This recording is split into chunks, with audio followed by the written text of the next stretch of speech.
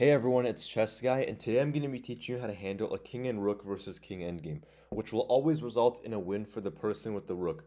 Just like the king and queen video, I'm going to be breaking down the process into 3 easy steps for you to follow. Just like with the queen, the first step to checkmating with the rook is to trap the black king in one of the 4 quadrants on the board. So the rook controls this line and this line. The king can never escape this box right here. But unlike the queen, the rook can't move diagonally, which means that it's possible for black to walk the king over here and attack our rook. We need to make sure that our rook is defended by our own king to prevent our rook from being captured. The next step is to slowly push the black king towards this corner so we can deliver checkmate. Unlike the queen, the rook cannot do that on its own, so we have to use our king along with our rook to push the black king slowly towards this corner by reducing the number of squares that it can travel on.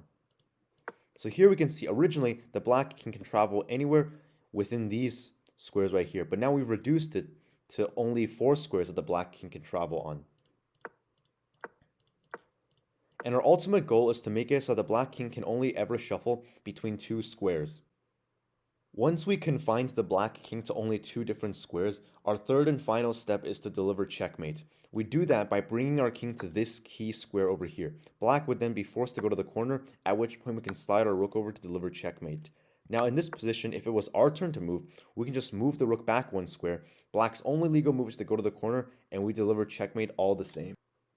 With the queen, accidentally stalemating your opponent is your biggest threat. With the rook, it is much more difficult to accidentally stalemate. But you do have to worry about losing your rook because unlike the queen, the rook can be attacked by your opponent's king because the rook cannot move diagonally.